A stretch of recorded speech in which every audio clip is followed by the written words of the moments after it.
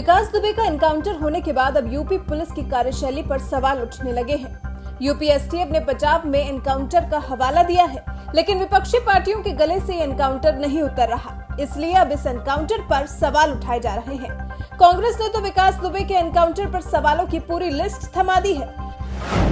कांग्रेस नेता रणदीप सुरजेवाला ने ट्वीट कर पूछा है, विकास दुबे एनकाउंटर में मारा गया। कई लोगों ने पहले ही ये आशंका जताई थी, पर अनेकों सवाल छूट गए। अगर उसे भागना ही था तो उज्जैन में सरेंडर ही क्यों किया? उस अपराधी के पास क्या राज थे जो सत्ता शासन से गठजोड़ को उजागर करते? पिछले 10 दिन की कॉल डिटेल्स जारी क्यों नहीं? वहीं कांग्रेस की महासचिव प्रियंका गांधी वाड्रा ने विकास के पैरोकारों पर सवाल उठाया है। पूछा है, अपराध और उसको संरक्षण देने वाले लोगों का क्या?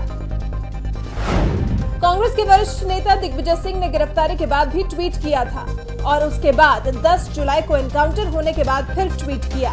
लिखा, जिसका शक था वो हो गया। विकास दुबे का किन किन राजनीतिक लोगों से, पुलिस और अन्य शासकीय अधिकारियों से उसका संपर्क था, अब उजागर नहीं हो पाएगा। पिछले 3-4 दिनों में विकास दुबे के 2 अन्य साथियों का भी एनकाउंटर हुआ है, लेकिन तीनों एनकाउंटर का पैटर्न एक समान क्यों?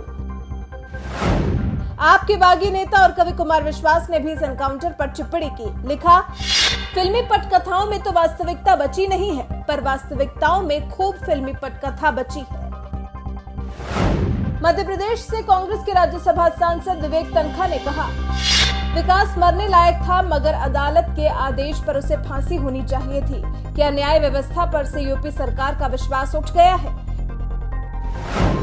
पहले सपा और अब कांग्रेस की मीडिया पैनलिस्ट पंखुड़ी पाठक ने लिखा, बदला कैसे पूरा हुआ? विकास तो पेशेवर अपराधी था, लेकिन खाकी वर्दी वाले उन अपराधियों का क्या जिन्होंने अपने ही साथियों से गद्दारी की? पुलिस तो हर दिन अपनी जान जोखिम में डालती है, पर अगर इसी तरह उनके साथी ही उनकी सुपारी देने लगे तो फिर क्यों ही कोई पुलिसकर्मी अपना काम करेगा? वहीं यूपी में गुंडाराज खत्म करने के लिए पहचानी जाने वाली बसपा सुप्रीमो मायावती ने भी जांच की मांग की है। लिखा है, कानपुर पुलिस हत्याकांड की तथा साथ ही इसके मुख्य आरोपी दुर्दांत विकास दुबे को मध्य प्रदेश से कानपुर लाते समय आज पुलिस की गाड़ी के पलटने और उसके भागने पर यूपी पुलिस द्वारा उसे मार गिराए जाने आदि के समस्त मामलों की माननीय सुप्रीम कोर्ट की निगरानी में निष्पक्ष जांच होनी चाहिए। ये उच्च स्तरीय जांच इसलिए भी जरूरी है ताकि कानपुर नरसंहार में शहीद हुए 8 पुलिसकर्मियों के परिवार को सही इंसाफ मिल सके।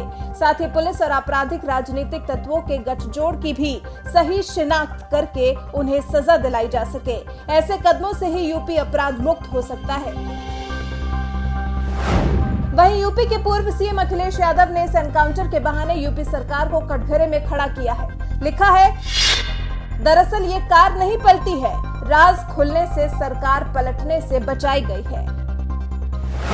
टीएमसी के लोकसभा सांसद महुआ मोइत्रा ने लिखा, न्याय देने का काम अदालत का है, पुलिस का काम आरोपी को उसके आगे पेश करना है। बीजेपी सरकार दोनों में कंफ्यूज हो रही है। अब सवाल उठे हैं तो यूपी पुलिस के साथ साथ यूपी सरकार को भी इन सिलसिलेवार एनकाउंटर्स का जवाब देना होगा। देखते हैं इस पूरी प्रक्रिया के बारे में यूपी के सीएम योगी आदित्यनाथ का क्या कुछ कहना।